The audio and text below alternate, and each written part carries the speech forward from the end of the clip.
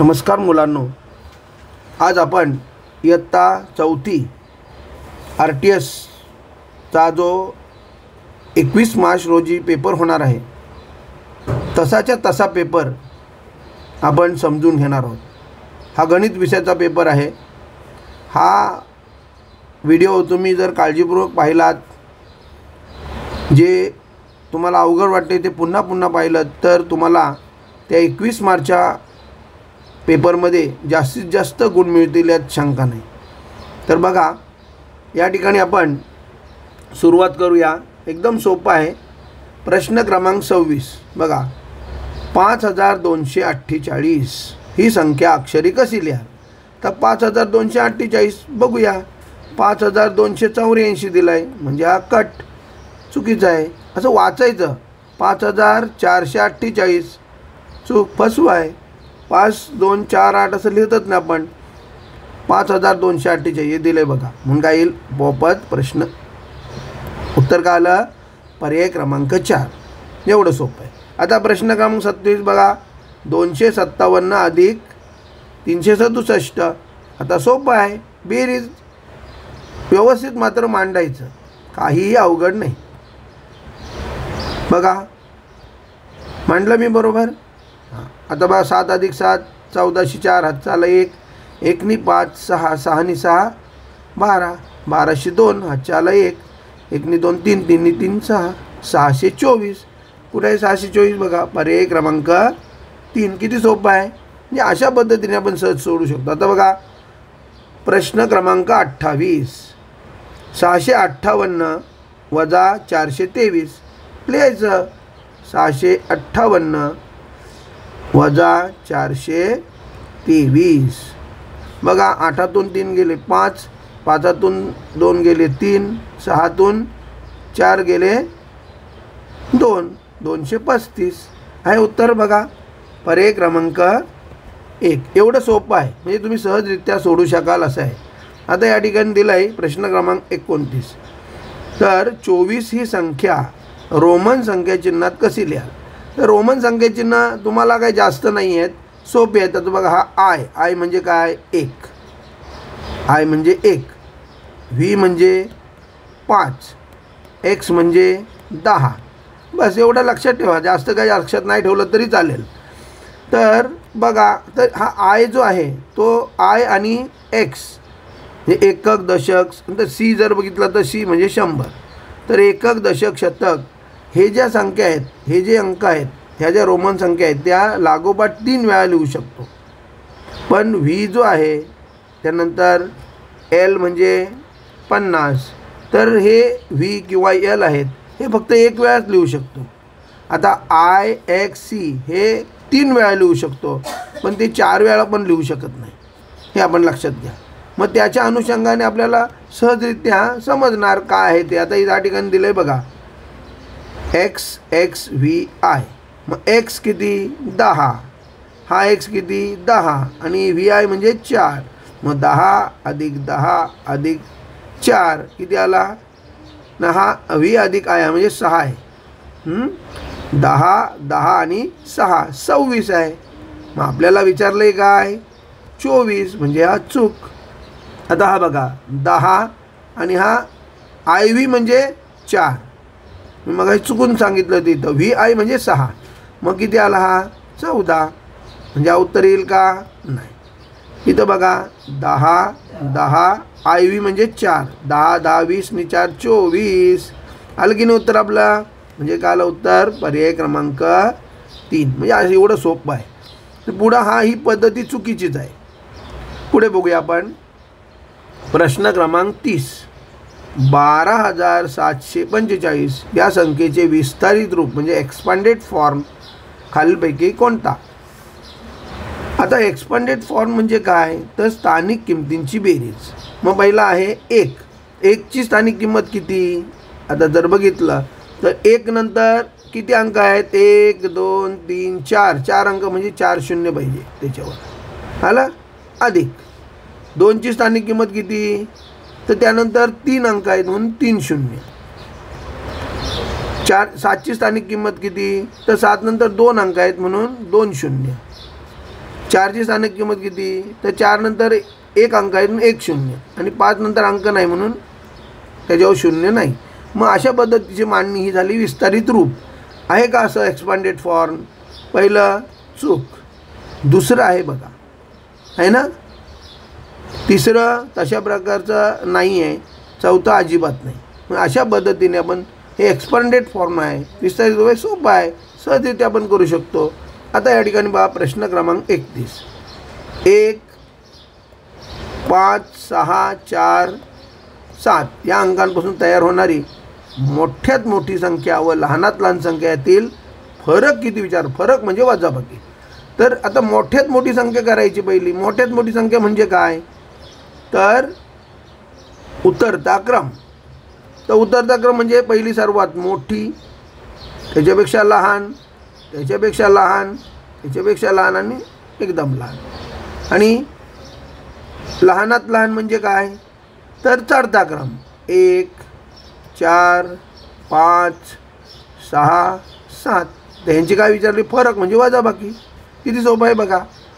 तर आता वजाबाकी करताना कधी पण लक्षात घ्या, वरची संख्या मोठी पाहिजे. आता ही मोठी आहे का, नाही आहे. 1 हा मोठा नाही, मग तो कट करायचा, तर मोठा करायचा.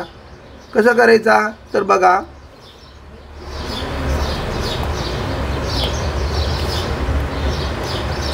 तर लक्षात घ्या.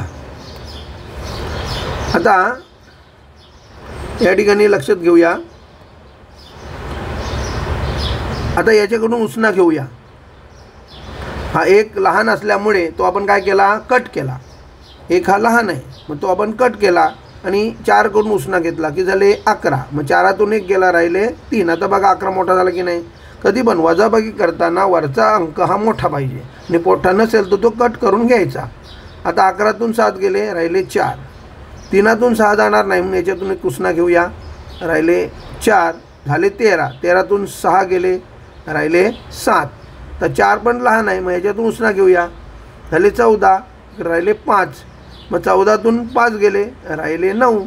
5तून 4 गेला, राहिला 1. 7तून 1 गेला, राहिले 6.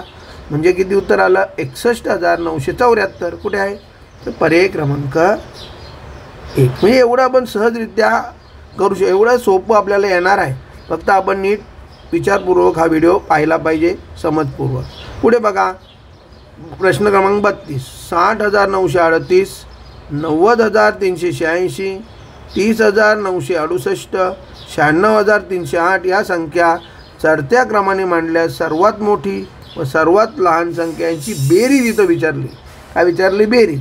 तर पहिली सर्वात मोठी संख्या कोणती, तर या ठिकाणी दिले बघा 96,308 ही सर्वात मोठी संख्या. आणि सर्वात लहान कोणती, तर 30,968. नीट लिहायचे अंक, त्यांची बेरीज विचारली. बेरीज करूया. 8 ने 8 16, 16शी 6, हातचाला 1, 1 ने 6 7, हातचाला का नाही.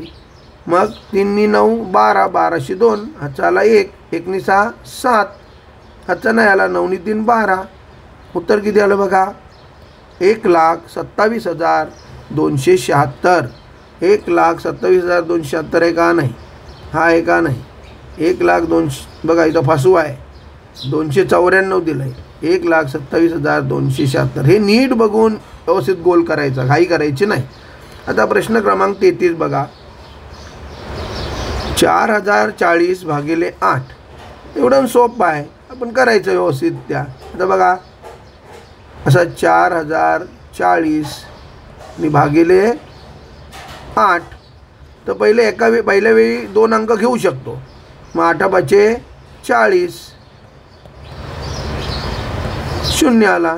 आता मात्र एकच अंक घ्यायचा. पहिल्या वेळी आपण 2 अंक घेऊ शकतो, पण नंतर मात्र प्रत्येक वेळी एकच अंक घ्यायचा. मग हा 4 आहे. आता 4 हा 8पेक्षा लहान आहे, मग कितीचा भाग लागेल, लहान असेल तेव्हा 0चा भाग लागतो. कितीचा, 0चा. आता मात्र बघा हा वरून 0 घेतला, झाले 40. 8 40. बघा किती सोपं झालं.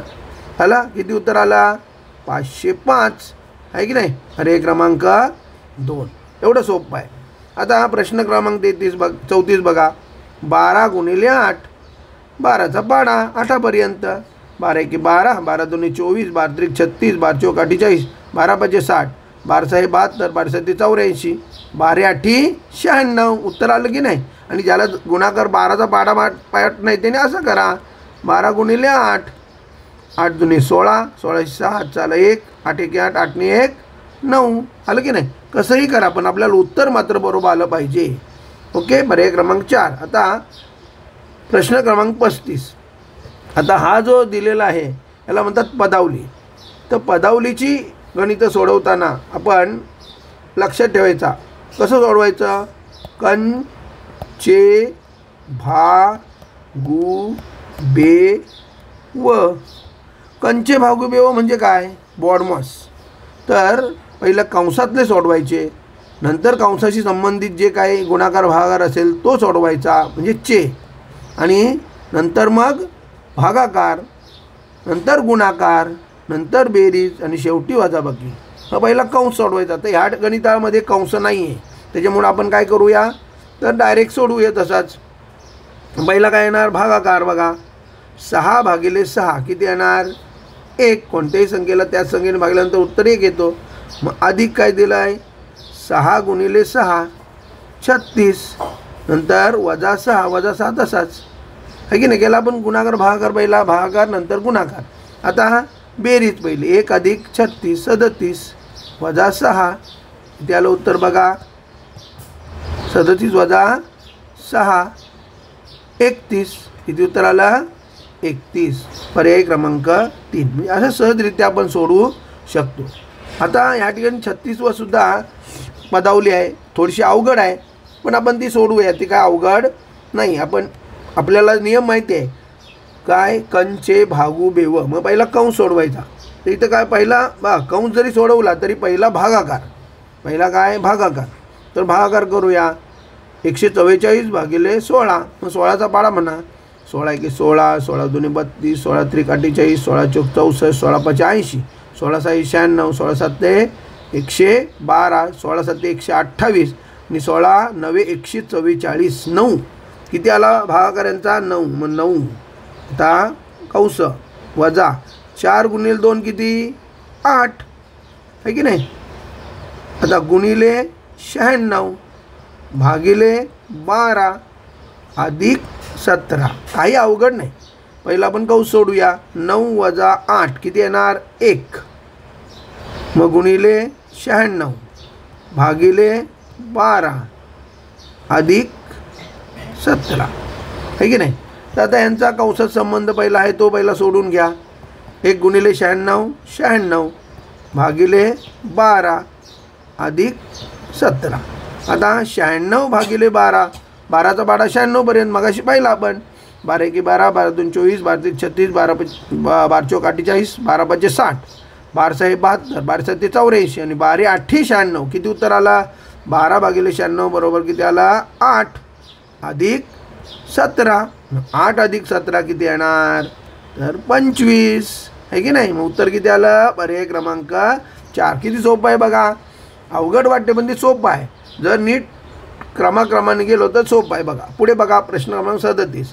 खालीलपैकी समसंख्या कोणती नाही. तर समसंख्या कशाला म्हणतात तर समसंख्या म्हणजे काय लक्षात घ्या बाळांनो. समसंख्या म्हणजे ज्या संख्येच्या एकक स्थानी 0 2 4 6 8 हे अंक असतात त्या संख्येला समसंख्या म्हणतात. एकक स्थानी हे अंक पाहिजे. आता बघा इथं एकक स्थानी आहे का नाही. मग ही कोणती संख्या विषम. विषम म्हणजे काय तर विषम हे पण लक्षात घ्या. विषम संख्या कशाला म्हणतात ज्या संख्येचे एकक स्थानी 1 3 5 7 9 हे अंक असतात त्यांना विषम संख्या म्हणतात. मग ही विषम आहे की नाही. ही सम नाही. मग ही सम आहे बघा. 6 आहे म्हणजे सम आहे, 4 आहे सम आहे, 2 आहे सम आहे. म्हणजे समसंख्या कोणती नाही म्हणजे विषम संख्या कोणती आहे पर्याय क्रमांक 1. एवढं सोपं आहे बघा. पुढे इथं बघा काय विचारलं आहे प्रश्न क्रमांक 38. गटात न बसणारी संख्या कोणती. आता इथं गटात न बसणारी संख्या तर आपल्याला ते शोधायला लागेल कोणत्या प्रकारची संख्या आहेत त्या. इथं दिले 17, ते 37, ते 27, इथं दिले 47. तर या ठिकाणी आपल्याला या संख्या नीट लक्ष दिल्यात तर या आहेत मूळ संख्या आहेत. तर मूळ संख्या म्हणजे काय तर हे पण लक्षात घ्या. ज्या संख्यांना इतर कोणत्याही संख्यांनी भाग जात नाही त्यांना मूळ संख्या म्हणतात, है की नाही? म्हणजे ज्या संख्या फक्त त्याच संख्येच्या पाड्यात असतात, इतर कोणाच्या पाड्यात नसतात, बरोबर? ज्या संख्यांना फक्त 2च विभाजक असतात, ती संख्या आणि 1, दुसरा कुठलाच विभाजक नाही, ती मूळ संख्या. ती त्याला कुठल्या संख्येने भाग जात नाही. माझ्या मूळ संख्या कोणकोणत्या आहेत त्या बघा. मूळ संख्या आपण जर बघितलं तर 1 ही मूळ संख्या पण नाही आणि संयुक्त संख्या पण नाही. तर मूळ संख्या लक्षात घ्या. 1 ते 10 मध्ये 2, 3, 5, 7 आणि 11 ते 20 मध्ये 11, 13, 17, 19. नंतर 21 ते 30, 23, 29. नंतर 31 ते 40, 31, 37. हे पाठच असले पाहिजे तुम्हाला. नंतर 41 ते 50, 41, 43, 47. नंतर 51 ते 60, 53, 59. नंतर 61 ते 70, 61, 67. तर 71 ते 80, 71, 73, 79. नंतर 81 ते 90, 83, 89. नंतर 91 ते 100, 97. अशा एकूण 25 मूळ संख्या आहेत 1 ते 100 मध्ये. 1 ते 100 मध्ये किती मूळ संख्या आहेत? 25. आता इथं बघा गटात न बसणारी संख्या. आता ही काय आहे? 17 ही मूळ संख्या आहे, 37 मूळ संख्या आहे आणि 27 ही मूळ संख्या नाही. 9 त्रिक 27, 3 नवे 27, आहे की नाही? पाड्यात आहे इतरांच्या. ही मूळ संख्या नाही आहे, ही मूळ संख्या आहे. म्हणून गटात न बसणारी संख्या काय येणार? ही. किती सोपं आहे. जर मूळ संख्या आपल्याला जर पाठ असतील तर हे सगळं सोपं आहे. ओके. आता बघा पुढे दिलं आहे प्रश्न क्रमांक 39. 36चे वर्गमूळ किती? आता यासाठी आपल्याला वर्ग पाठ पाहिजे. आता बघा 1चा वर्ग 1, 2चा वर्ग 4, 3चा वर्ग 9, 4चा वर्ग 16, 5चा वर्ग 25, 6चा वर्ग 36, 7चा वर्ग 49, 8चा वर्ग 64, 9चा वर्ग 81, 10चा वर्ग 100, 11चा वर्ग 121, 12चा वर्ग 144, 13चा वर्ग 169, 14चा वर्ग 196, 15चा वर्ग 225, 16चा वर्ग 256, 17चा वर्ग 289, 18चा वर्ग 324, 19चा वर्ग 361 आणि 20चा वर्ग 400. एवढे जरी तुम्हाला 400पर्यंत वर्ग पाठ असले तरी खूप आहे, पण तेवढे पाठ असायला पाहिजे. आता याच्यात आपल्याला काय विचारलं आहे? वर्गमूळ किती? तर त्या वर्ग आणि वर्गमूळाचा एकदम सोपा संबंध असतो. तर 2चा वर्ग 4 म्हणून 4चं वर्गमूळ 2, 4चा वर्ग 16 म्हणून 16चं वर्गमूळ 4, 5चा वर्ग 25 म्हणून 25चं वर्गमूळ 5. म्हणून आता इथं प्रश्न विचारला 36चे वर्गमूळ किती? तर 6चा वर्ग 36 म्हणून 36चं वर्गमूळ 6. किती सोपं आहे बघा. पर्याय क्रमांक 2. आता या ठिकाणी बघा थोडा अवघड प्रश्न आहे. सुधीरचा जन्म 17 जानेवारी 2012 रोजी गुरुवारी झाला, तर त्याचा 4था वाढदिवस कोणत्या दिवशी साजरा केला जाईल? आता या ठिकाणी आपण मांडणी व्यवस्थित केली पाहिजे, है की नाही? तर त्याचा जन्म जर बघितला आपण या ठिकाणी घेऊया जन्म पहिला, नंतर पहिला वाढदिवस, नंतर दुसरा वाढदिवस, तर तिसरा वाढदिवस, तर 4था वाढदिवस, है की नाही? तर जन्म झाला आहे त्याचा जानेवारी 17 जानेवारी 2012. नंतर पहिला वाढदिवस येणार 2013, नंतर 2014, 2015 आणि 2016. अशी मांडणी करायची. अशी मांडणी केल्यानंतर बघा तर जन्म कोणत्या वारी झाला? गुरुवारी. तर हे आता गुरुवारी. आता उत्तर कसं काढायचं ते तुम्हाला सांगतो. लक्षात घ्या. तर त्याच तारखेला पुढे 30 तारीख पुढच्या वर्षी एक दिवस पुढे जाऊन येते. म्हणजे जर 2012ला जर गुरुवार असेल तर 2013ला तो शुक्रवार असेल. पण महत्त्वाचं आहे काय, जर त्या दोन ह्यांच्यामध्ये जर 29 फेब्रुवारी येत असेल, लीप वर्षाची 29 फेब्रुवारी, तर 2 दिवस पुढे. अन्यथा लक्षात घ्या 30 तारीख पुढच्या वर्षी जर घ्यायची असेल तर 1 दिवस पुढे, आणि मागच्या वर्षी घ्यायची असेल तर 1 दिवस मागे. बस एवढं सोपं आहे, काही अवघड नाही. फक्त आता आपण बघा 2012ला जन्म झाला गुरुवारी. आता 2013, तर 2012 ते 2013मध्ये 29 फेब्रुवारी आहे. 29 फेब्रुवारी असल्यामुळे किती, तर 2 वार पुढे. किती, 2 वार पुढे. मग गुरुवार, नंतर शुक्रवार, शनिवार, म्हणजेच त्याचा पहिला वाढदिवस कधी होणार, शनिवारी. आता 2014ला काय लीप वर्ष नाही आहे, त्याच्यामुळं 1च वार पुढे. मग काय येणार, दुसरा वाढदिवस त्याचा कधी होणार, रविवारी. त्यानंतर तिसरा वाढदिवस, इथं पण लीप वर्ष नाही, मग 1 दिवस पुढे, कधी होणार, सोमवारी. आता 2015 ते 2016 हे जानेवारी महिना असल्यामुळे ह्याच्यामध्ये लीप वर्ष येत नाही आहे. म्हणजे 29 फेब्रुवारी ह्या मधल्या कालावधीमध्ये 29 फेब्रुवारी नसल्यामुळे 1 दिवस पुढे. मग काय येणार, मंगळवार. आला. म्हणून उत्तर काय आलं, त्याचा चौथा वाढदिवस कोणत्या दिवशी साजरा होईल, तर मंगळवारी. एवढं सोपं आहे बघा. पर्याय क्रमांक 2. अशा पद्धतीने आपण समजून घेऊया. आता प्रश्न क्रमांक 41 बघा. रुपेशकडे 5, 10, 20, 50, 100, 200 रुपयाच्या समान नोटा आहेत. त्याच्याकडे एकूण 1540 रुपये आहेत. तर त्याच्याकडे एकूण किती नोटा आहेत. तर बघा, जेव्हा लक्षात एकदम सोपं आहे बाळांनो, की समान नोटा किंवा समान नाणी हा शब्द आला तर काय करायचं, ह्या सगळ्यांची बेरीज करायची. ह्या सगळ्यांची काय करायची, बेरीज. मग करा बघू. 200 नि 100 300, 300 नि 50 350, 350 नि 20, 370, 370 नि 10, 380 नि 5, 385. किती, 385. आणि 385 ने काय करायचं, ह्या एकूण रकमेला भागायचं. 1540ला 385 ने काय करायचं, भागायचं. आता 385चा पाडा आपल्याला माहिती आहे का, नाही. मग जरी पाडा माहीत नसला तर आपल्याला ज्या कसोट्या आहेत त्या माहिती पाहिजे. आता इथं एकक स्थानी 0 आहे आणि इथं 5 आहे. मग पाचची कसोटी काय, ज्या संख्येच्या एकक स्थानी 0 किंवा 5 असतो त्या संख्येला 5 ने पूर्ण भाग जातो. मग या ठिकाणी 5 आला आहे, मग 5 ने भागूया.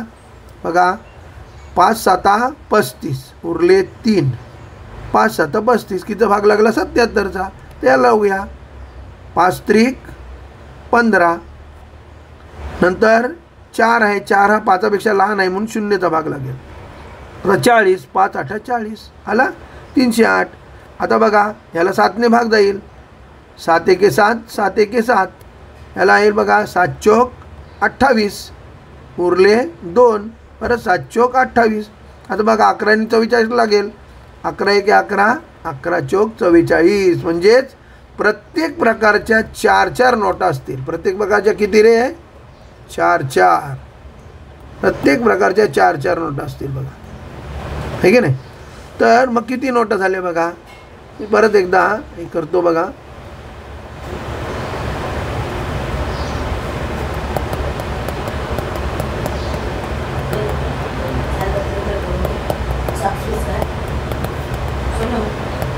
बघा, प्रत्येक प्रकारच्या 4 नोटा आहेत. हा एक 4, 4 एक 4, 4 2 8, 4 त्रिक 12, 4 चौक 16, 4 5 20, 4 6 24. प्रत्येक प्रकारच्या 4 नोटा आहेत. मग एकूण नोटा किती विचारला आहे ना, एकूण नोटा, तर 4 6 24. पर्याय क्रमांक 4. हे अशा पद्धतीने आपण सहजरित्या सोडवू शकतो. आता प्रश्न क्रमांक 42 बघा.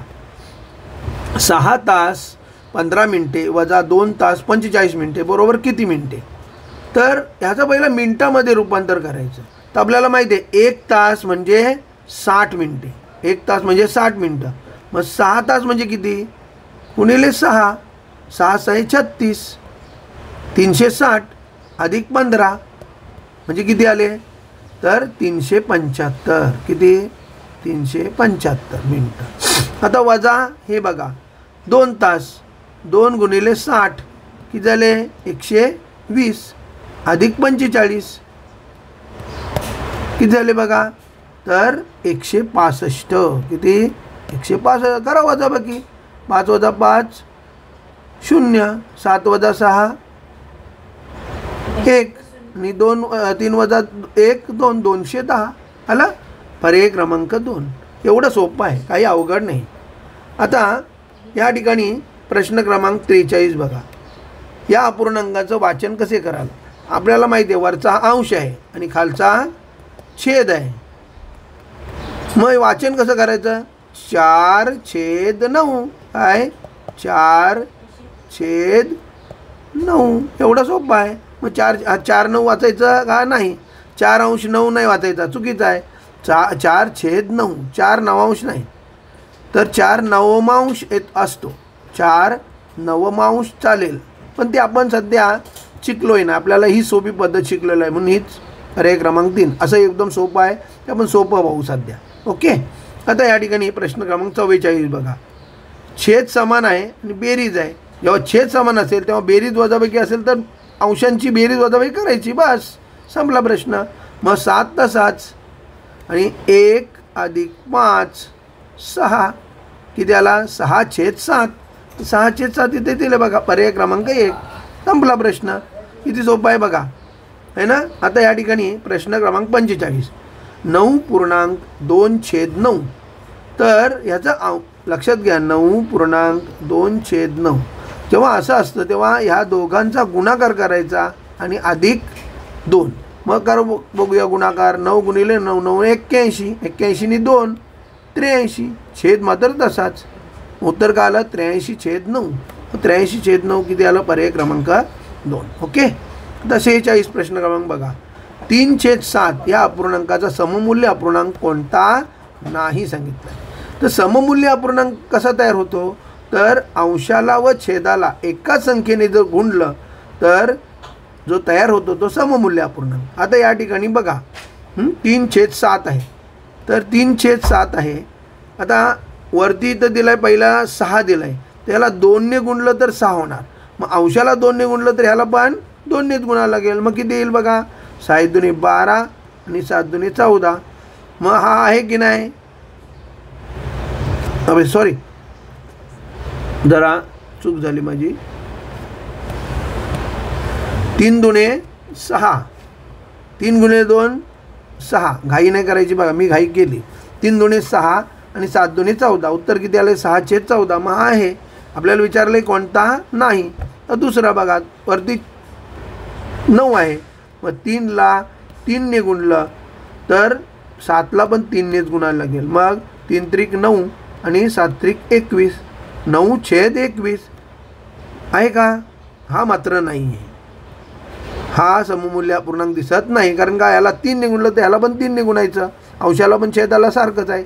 आता हा नाही आहे हे आपल्याला समजलं आहे, परंतु तरीसुद्धा दुसरे बघायचे आपण. आता बघा 12 आहे, म्हणजे 3ला कितीने गुणायला लागेल 4ने. ह्याला पण 4ने, तर ह्याला सुद्धा 4ने. मग 3 चौक 12 आणि 7 चौक 28 आहे का. आहे. आता दुसरं बघा 24, तर 3ला 8ने गुणूया म्हणून 7ला पण 8ने. मग 8 त्रिक 24 आणि 7 8 56 आहे की नाही. मग किती आलं आहे का. आहे. म्हणजेच आलं काय कोणता नाही आहे, तर पर्याय क्रमांक 2. ओके. आता या ठिकाणी 47 प्रश्न क्रमांक बघा.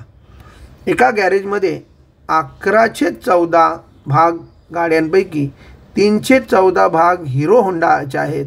2/7 भाग होंडा गाड्या आहेत. इथं हिरो गाड्या आहेत, ह्या होंडा गाड्या आहेत आणि उरलेल्या सुझुकी ह्या गाड्या आहेत. तर गॅरेजमध्ये मारुती सुझुकी गाड्या ह्या किती आहेत.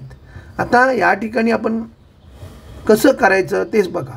तर आपल्याकडे एकूण किती गाड्या आहेत, किती भाग आहेत 11/14 बरोबर. तर त्यापैकी 3/14 भाग हा हिरो गाड्या आहेत. किती हिरो. त्यानंतर होंडा गाड्या किती आहेत 2/7. आता इथं 14 छेद आहे, तर हा 14 छेद आहे का नाही. मग त्याचा छेद सममूल्य अपूर्णांक करायचा 14, म्हणजे त्याला 2 ने गुणलं तर 14 होतील. मग याला पण 2 ने गुणायचं. याचा अर्थ होंडा गाड्या किती आहेत तर 4/14. बघा किती 4/14. हिरो गाड्या 3/14. तर होंडा गाड्या 4/14. आणि उरलेल्या मारुती सुझुकी. आता बघा मग इथं एकूण भाग किती आहेत 14 पैकी 11 भाग हे गाड्या आहेत. तर 3 भाग हिरो, 4 भाग होंडा. तर 3 नी 4 7. मग या 11मधून काय करायचं 7 वजा करायचे. राहिले किती 4. म्हणजेच 4/14 गाड्या ह्या काय आहेत. किती सोपं आहे बघा. पहिलं काय केलं आपण या ठिकाणी काय केलं तर त्याचा छेद जो आहे तो छेद समान केला. छेद समान झाला 4/14. त्यामुळे हिरो गाड्या आपल्याला 3/14 मिळाल्या, होंडा गाड्या 4/14 मिळाल्या. आणि उरलेल्या मारुती सुझुकी आहेत त्याच्यामुळे त्यांची दोघांची आपण बेरीज केली 3 नी 4 7. आणि ते वरील 11 अंशातून वजा केले तर आले 4, म्हणून 4/14. आता 4/14 जर बघितला तर या ठिकाणी उत्तर दिसतंय का दिसत नाही. याचा अर्थ आपण चुकलो नाही. तर त्याचं सममूल्य अपूर्णांक करायचं. मग याला 2 ने भागा. 2 दुने 4 आणि 2 साती 14. तर किती उत्तर आलं बघा 2/7. म्हणून पर्याय क्रमांक 2. म्हणजे असं सुद्धा आपल्याला विचारलं जातं. तरी आपण लक्षात ठेवूया. आता प्रश्न क्रमांक 48 बघा. समोरील आकृतीत न रंगवलेला भाग कोणता. तर लक्षात घ्या पहिलं काय बघायचं तर मुख्य भाग किती केलेत 1 2 3 4 5 6 7 8 9. जेव्हा 9 भाग केलेले आहेत 9 समान भाग केलेत. पण जेव्हा एकाचे 2 केले जातात लक्षात घ्या एकाचे 2 केले म्हणजे याचा अर्थ 9/18 भाग झाले. किती भाग झाले 18. हे लक्षात घ्या. एकाचे 2 केले म्हणजे 9/18 झाले. तर हे लक्षात ठेवायचं. आता 18 त्यापैकी रंगवलेले किती आहेत बघा. मग असे नाही बघा तर एकाचे 2 केलेत की नाही. मग हे आपण लक्षात घ्या हे एकाचे 2 केले. मग किती आहेत बघा 1 2 3 4 5 6 7 हे रंगवलेले आहेत. हे काय आहेत रंगवलेले. मग न रंगवलेला विचारलं आपल्याला. मग न रंगवलेला किती तर हे 18तून 7 वजा करा. मग किती राहिले 11. म्हणजे 11/18 आहे की नाही. तर हे किती न रंगवलेला भाग किती आहे 11/18. किंवा इथं बघा हे किती आहेत 2 4 6 8 10 आणि 11. हाला किती आलं तर पर्याय क्रमांक 1 आहे ना. सोपं आहे बघा. अशा पद्धतीने आपण सहजरित्या सोडू शकतो. आता हे सुद्धा वाचन प्रश्न क्रमांक 49 वाचन एकदम सोपं आहे. 2.5 कसं वाचायचं 2.5 2 5 चूक 25 आहे का नाही चूक 2.5 बघा. उत्तर का आलं पर्याय क्रमांक 3. किती सोपं आहे बघा. आता या ठिकाणी प्रश्न क्रमांक 50 बघा. 45.37 या अपूर्णांकातील 4 आणि 7 या अंकांच्या स्थानिक किमतीतील फरक किती. तर एकदम सोपं आहे फक्त नीट आपण केलं पाहिजे. बघा आता हा 45.37 तर यांच्या स्थानिक किमतीतील फरक कसा करायचा. तर पहिलं काय करायचं जो आता 4 आणि 7 यांच्या स्थानिक किमतीतील फरक काढायचा आहे. तर कसं काढायचा तर पहिलं डावीकडचा जो अंक आहे त्यातनं 1 वजा करायचा. मग 4तून 1 गेला राहिले किती 3. आणि उजवीकडचा जो आहे तो 10मधून वजा करायचा. मग 10तून 7 गेले राहिले 3 आहे की नाही. बघा हा 4तून 1 गेला राहिले 3 आणि हा 10तून 7 गेले राहिले 3. बघा डावीकडचा अंक होतो त्याच्यातून 1 वजा करायचा आणि उजवीकडचा जो अंक आहे त्याच्यातून तो 10मधून वजा करायचा. आणि मधल्या अंकांबद्दल काय लिहायचं 9 दशावचिन्ह तिथंच. म्हणून उत्तर किती आलं 39.93. किती पर्याय क्रमांक 1. दुसरं एक मुद्दाम तुम्हाला उदाहरण देतो समजण्यासाठी. आता बघा 57.38 असं दिलं आहे. तर या 5 आणि 8 यांच्या स्थानिक किमतीतील फरक कसा काढायचा तर पहिलं याच्यातून 5मधून 1 वजा करा. किती राहिला 4. आणि हा 8 जो आहे तो 10मधून वजा करा. मग 10तून वजा केला तर किती होणार 2, 8 वजा 10 2 आणि मग मधल्या अंकांबद्दल 9 लिहायचं. असं करायचं तर तुम्हाला मार्क मिळेल, कारण असाच प्रश्न तुम्हाला विचारला जाईल. आता पुढे बघा प्रश्न क्रमांक 51. आता 7.5 7.5 वजा 4.3 बस वजाबाकी करायची. फक्त दशांशचिन्हाच्या खाली दशांशचिन्ह आला पाहिजे. बेरीज किंवा वजाबाकी करताना दशांशचिन्हाच्या खाली दशांशचिन्ह. बघा 5तून 3 गेले 2, 7तून 4 गेले 3, 3 दशांशचिन्ह 2, पर्याय क्रमांक 2 आलं. आता या ठिकाणी बघा प्रश्न क्रमांक 52. राकेशने 2.5 म्हणजे 2.5 किलो बटाटे 24 रुपये प्रति किलो दराने घेतले. 3.25 म्हणजे 3.25 किलो कांदे 60 रुपये प्रति किलो दराने विकत घेतले. त्याने दुकानदाराला 500 रुपयाची नोट दिली तर त्याला किती रुपये परत मिळतील. आता बघा काय केलं आहे तर 2.5 किलो कांदे बटाटे हे 24 रुपये प्रति किलो दराने विकत घेतले. तर या ठिकाणी आपण त्यांचा गुणाकार करायचा. आता बघा 24 गुणिले 5 तर 24 पाचे 120, 120शी 0. अच्छा आले 12, 24 दुने 48, 48नी 12 36, किती 36. आता लक्षात घ्या दशांशचिन्ह 1 आहे म्हणून दशांशचिन्ह 1, दशांशचिन्हानंतर एकच अंक आहे ना म्हणून दशांशचिन्हानंतर एकच अंक घेतला. आता दुसरा बघा 3.25 गुणिले 60, कारण 3.25 किलोप्रमाणे 60 रुपयेप्रमाणे 3.25 किलो कांदे घेतलेले आहेत. मग त्यांचा गुणाकार करायचा. तर या ठिकाणी 0 आहे तो पहिला आपण लिहून घेऊया. नंतर मग 6ने गुणूया.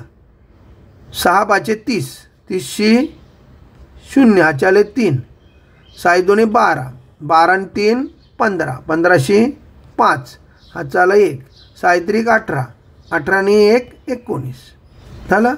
आता दशांशचिन्हानंतर 2 अंक आहेत म्हणून दशांशचिन्हानंतर 2 अंक आले पाहिजे. असं दशांशचिन्हाच्या खाली दशांशचिन्ह. आता यांची बेरीज करायची, कारण एवढं सामान खरेदी केलं आहे. मग किती येईल उत्तर बघा. 6 आणि 5 11शी 1 हाचाला 1, 13शी 3 हाचाला 1, 1 ने 1 2, हे 231 रुपये झाले. तर बघूया बरोबर आहे का.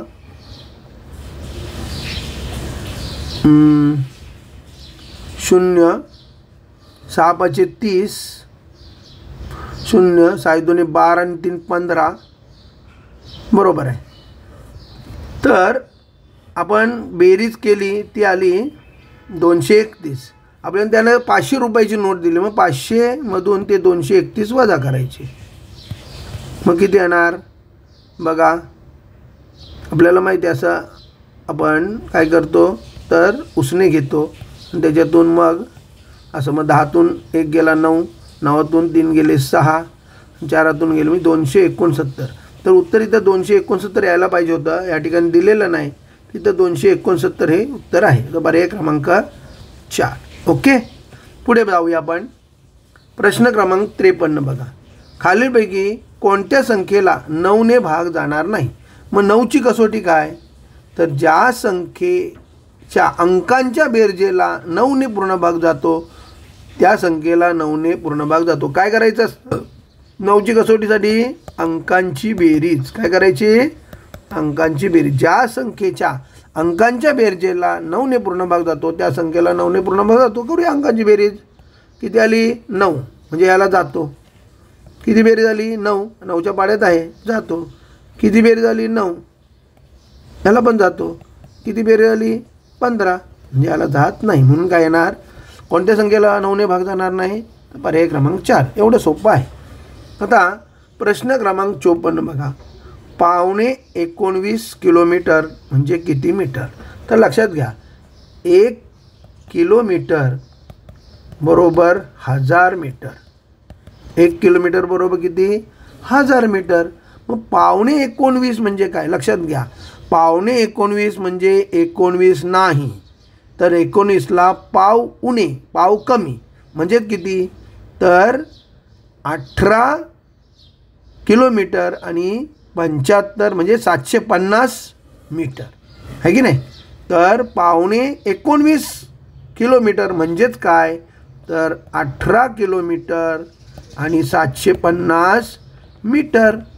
18 किलोमीटर आणि 750 किलोमीटर, मग 18 किलोमीटर म्हणजे 18,000 आणि 750 म्हणजे काय येणार, 18,750 मीटर. पावणे 19 किलोमीटर म्हणजेच किती, 18,750 मीटर. किती, पर्याय क्रमांक 2. आलं ध्यानात. पुढे बघूया प्रश्न क्रमांक 55. 12 किलोग्रॅम साखर 16 जणांत सारख्या प्रमाणात वाटली तर प्रत्येकाला किती साखर येईल. तर बघा, तर या ठिकाणी काय करे, 1 किलोग्रॅम म्हणजे किती, 1000 ग्रॅम. लक्षात घ्या, 1 किलोग्रॅम बरोबर 1000 ग्रॅम. मग 12 किलोग्रॅम बरोबर किती येणार, 12,000 ग्रॅम आहे की नाही.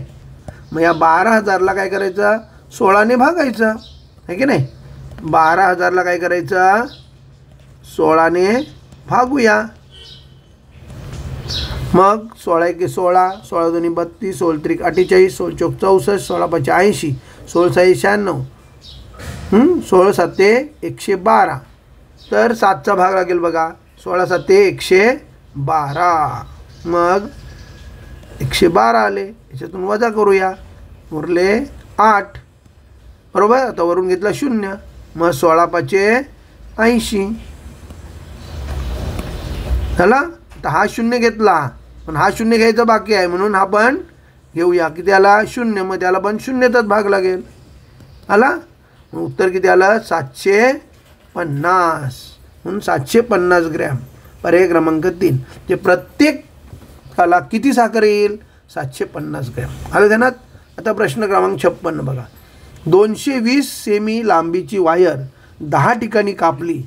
220 सेमी लांबीची वायर 10 ठिकाणी कापली तर प्रत्येक तुकड्याचे पुन्हा 2 समान भाग केले तर प्रत्येक तुकड्याची लांबी किती येईल. लक्षात घ्या, जेव्हा 1 ठिकाणी कापतो तेव्हा 2 तुकडे होतात. मग 5 ठिकाणी कापली तर 6 तुकडे होतील, 1 जादा होतो.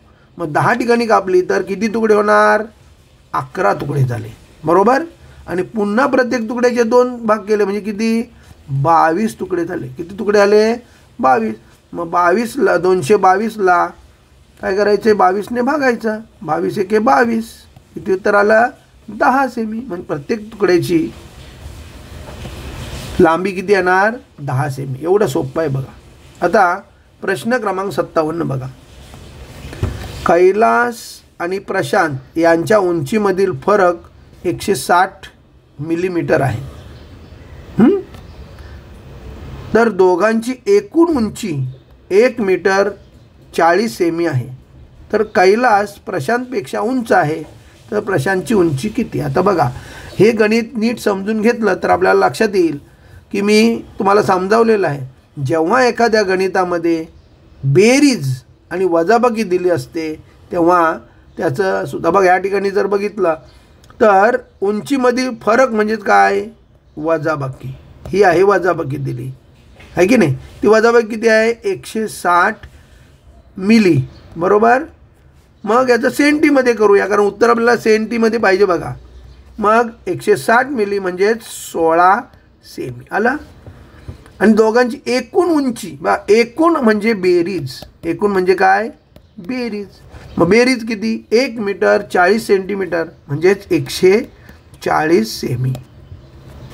म्हणजे बघा, या ठिकाणी जेव्हा एखाद्या उदाहरणामध्ये बेरीज किंवा वजाबाकी दिली जाते तेव्हा लहान संख्या जर काढायची असेल तर दोघांची वजाबाकी भागिले 2 आणि मोठी संख्या काढायची असेल तर दोघांची बेरीज भागिले 2. हे लक्षात ठेवा. आता मग विचारलं आहे काय, प्रशांतची उंची किती. मग प्रशांत लहान आहे का मोठा आहे त्याची उंची, तर इथं दिलं आहे बघा काय, तर कैलास प्रशांतपेक्षा उंच आहे. म्हणजे कैलास उंच आहे आणि प्रशांत कसा आहे, बुटका आहे. म्हणजे आपल्याला लहान काढायचं आहे. म्हणजे दोघांची वजाबाकी भागिले 2. मग दोघांची वजाबाकी करा, 140 वजा 16 मग किती येईल बघा, तर 124. किती आला, 24 भागिले 2 किती येईल, बेस आहे 12 आणि बेस 2 4. मग किती आला उत्तर, 62 सेमी. किती सोपं आहे बघा. पर्याय क्रमांक 2. समजत नसेल तर हा पुन्हा पुन्हा बघा कसं केलं आहे. तर बेरीज आणि वजाबाकी जर दिली असेल एखाद्या उदाहरणात, तर लहान संख्या काढायची असेल तर दोघांची वजाबाकी भागिले 2 आणि मोठी संख्या काढायची असेल दोघांची बेरीज भागिले 2. आता पुढे बघा प्रश्न क्रमांक 58.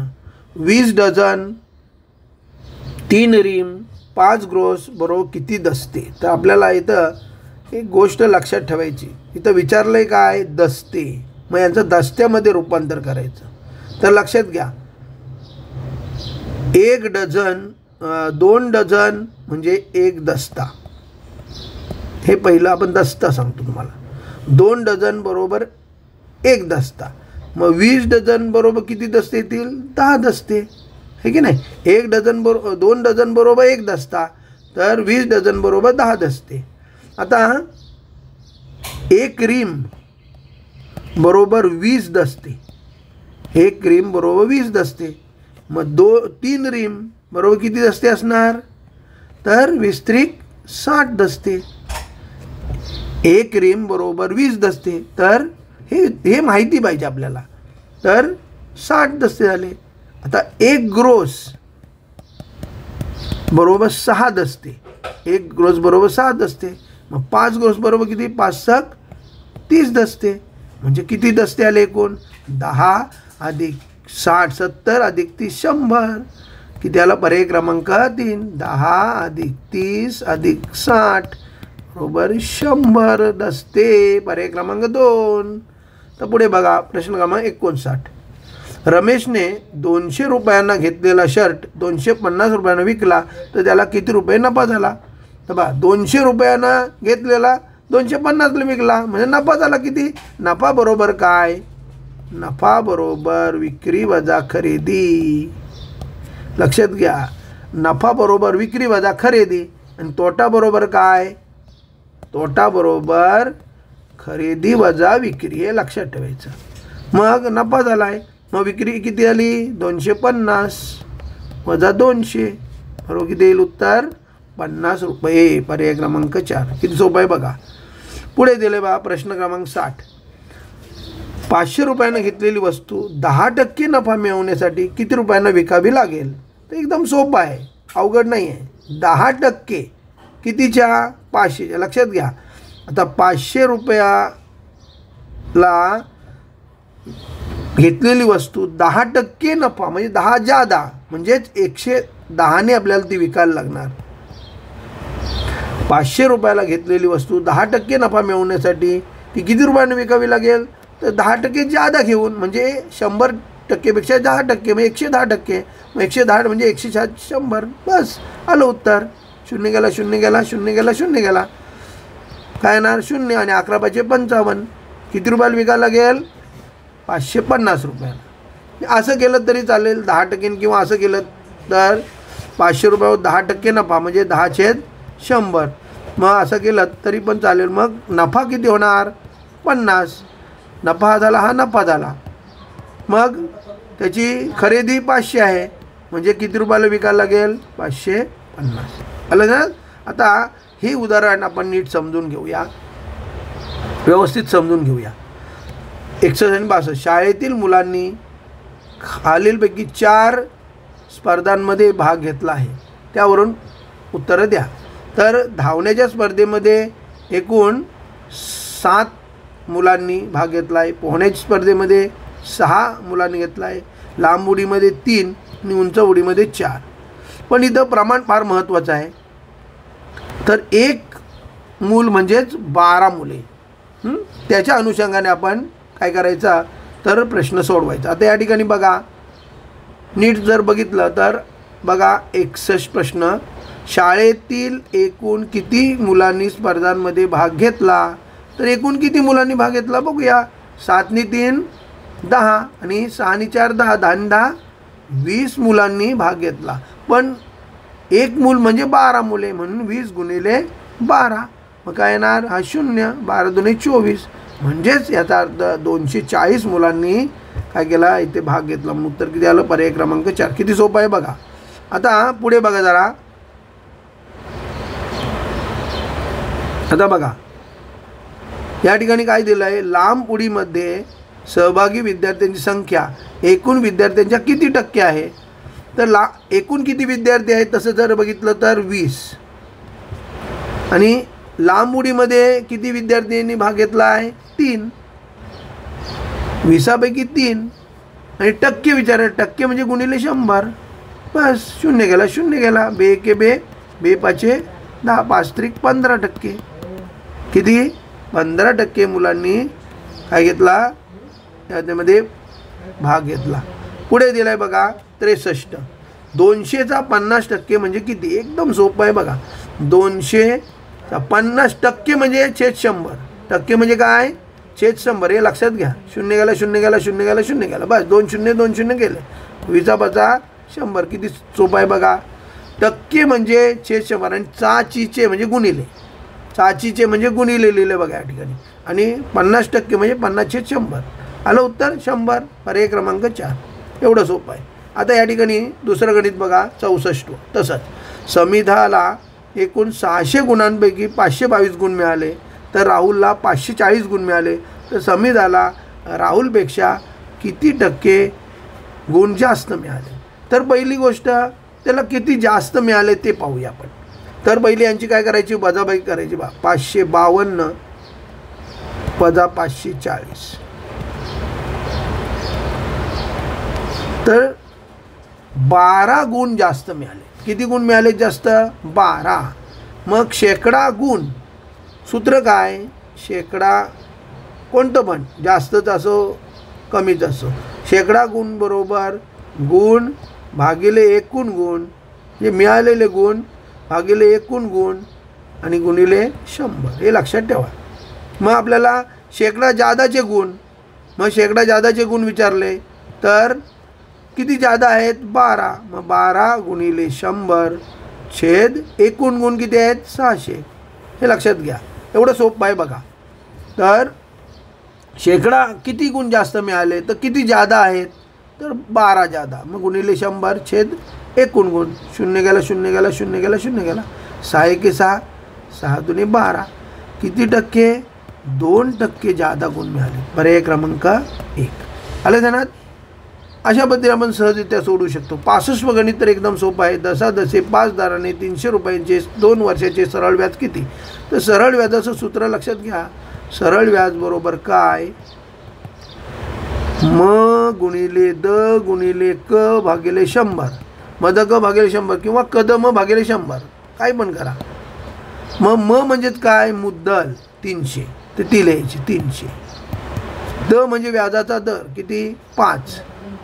क म्हणजे काळ किती वर्ष, 2 भागिले 100.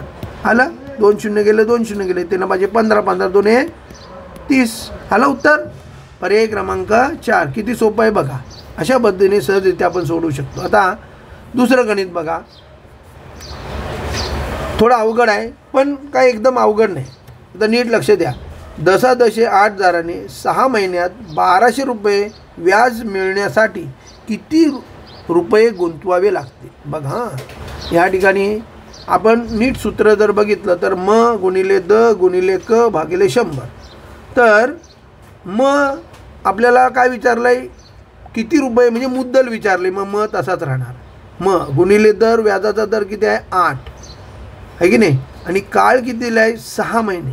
तर लक्षात घ्या 6 महिने जेव्हा आपण लिहितो आणि 1 वर्ष म्हणजे 12 महिने, म्हणून 6 महिने जर आपल्याला लिहायचं असेल तर एकतर 6 महिने म्हणजेच अर्धा वर्ष आहे की नाही. इथं अर्धा लिहिला तरी चालेल किंवा ते 6 लिहिलेत आणि खाली 12 जर त्याला टाकलेत तरी हरकत नाही. असं करा किंवा असं करा, दोन्हीपैकी काही पण करा. आणि छेद 100 आपला असतो. मग गुणिले द गुणिले क भागिले 100 बरोबर किती रुपये व्याज मिळालं आहे, 1200. तर असं आपल्याला आलं पाहिजे. आता आपण काय करूया, तर बघा 6 एके 6, 6 दुणे 12, 2 एके 2, 2 चौक 8 असा भागाकार करायचा. आहे की नाही. त्यानंतर 4 एके 4, 4 दुने 8, उरले 2 आणि 4 पाचे 20, 25 चोक 100. मग बघा आपल्याला उत्तर काढायचं आहे. मग इकडचा जो आहे तो तिकडे न्यायचा. आता वरचे सर्व संपले, खाली फक्त 25 आहे. मग भागिलेचा इकडे गेल्यावर गुणिले, बस आलं उत्तर. 2 0, 25 दुने 50, 7 5, 25 एके 25, 25 नी 5 30. उत्तर किती आलं? 30,000. पर्याय क्रमांक 1. एवढं सोपं आहे बघा. नीट जर विचारपूर्वक पुन्हा पुन्हा जर ते बघितलं तर तुम्हाला ते सोपं जाईल. तर नीट समजून घ्या. ओके.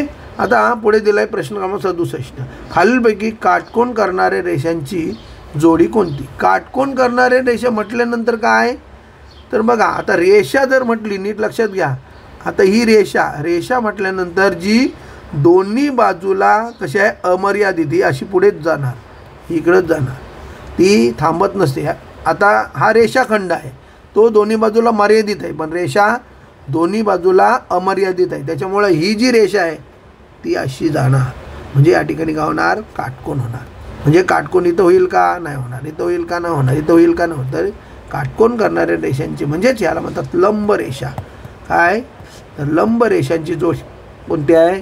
तर पर्याय क्रमांक 1. अशा पद्धतीचं. पुढे बघा प्रश्न क्रमांक 68.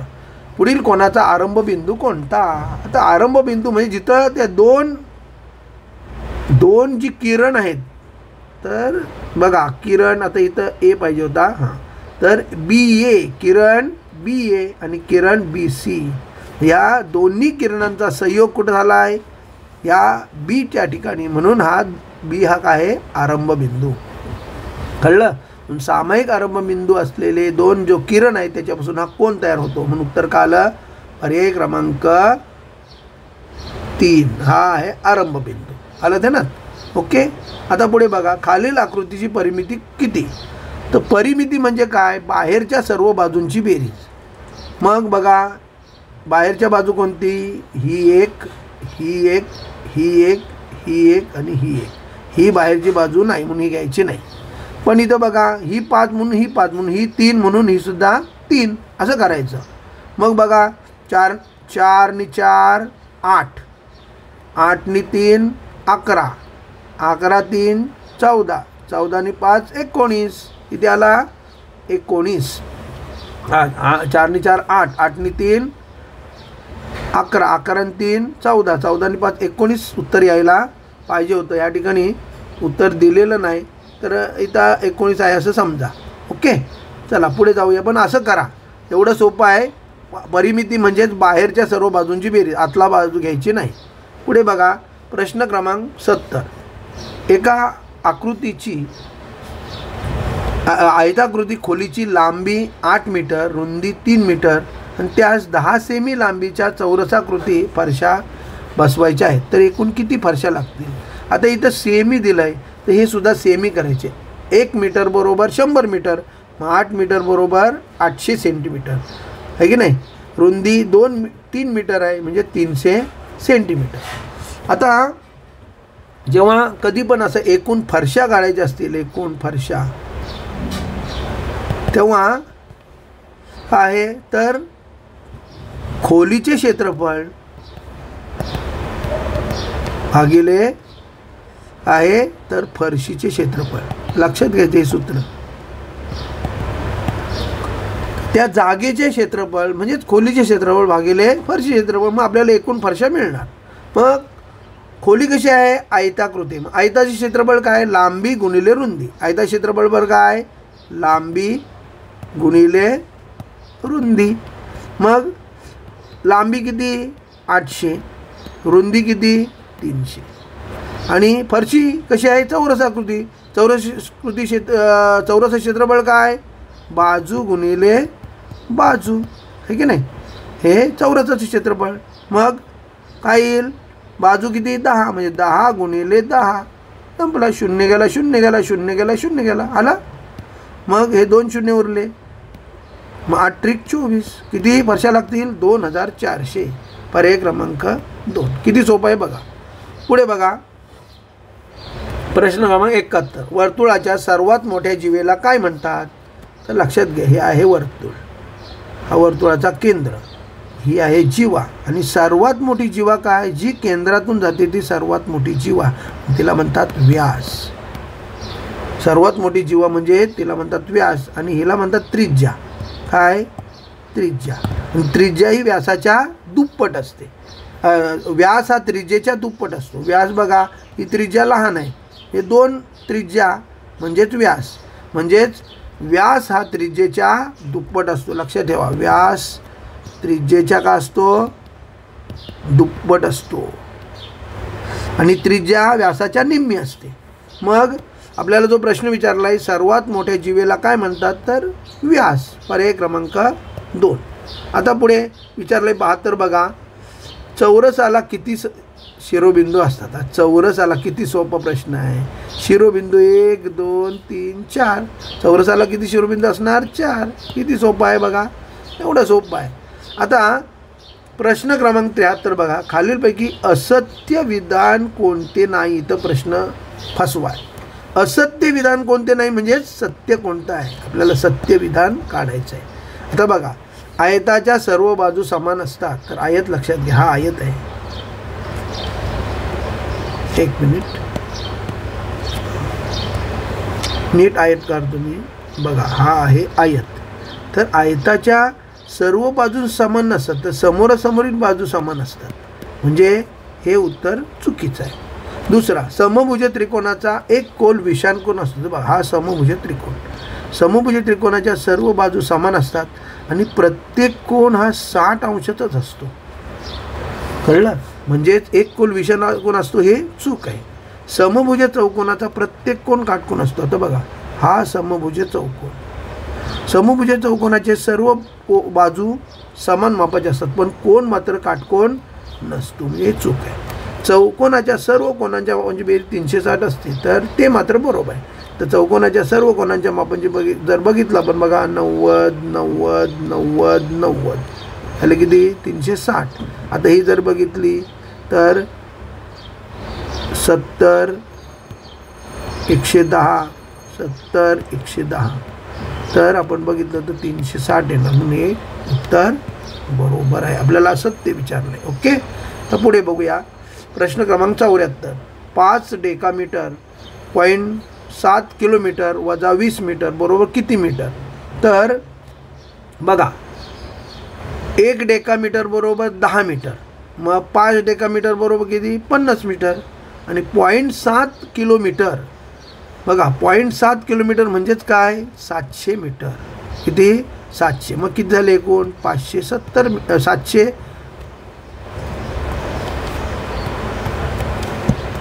बघा 750 मीटर आहे की नाही. 50 अधिक 700 750 आणि वजा 20 मीटर किती आलं, 730. किती सोपं आहे बघा. किती, पर्याय क्रमांक 3. केलं काय, इथं हे महत्त्वाचं आहे. काय, 1 डेकामीटर बरोबर काय, तर 10 मीटर. म्हणून 5 डेकामीटर बरोबर 50 मीटर. आणि 0.7 किलोमीटर, 1 किलोमीटर बरोबर 1000 मीटर. मग 0.7 किलोमीटर आहे की नाही, म्हणून 700 मीटर. अशा पद्धतीने मग यांचे 750 वजा 20. ओके. आता एक शेवटचा प्रश्न बघा. 500 रुपयांच्या 5 नोटा, 100 रुपयांच्या 3 नोटा आणि 50 रुपयांच्या 14 नोटा. तर एकूण रुपये किती, गुणाकार करायचा. 500 गुणिले 5 किती येणार, 2500. 100 गुणिले 3 बरोबर किती येणार, 300. आणि किती सोपं आहे बघा, 50 रुपये 14 नोटा, 50 गुणिले 14, 14 5 70, 700. बस करा बेरीज, किती येणार, 3500 रुपये. पर्याय क्रमांक 4. म्हणजे अशा पद्धतीने जर तुम्ही प्रश्न सोडवला तर तुम्हाला जास्तीत जास्त मार्क मिळतील. धन्यवाद.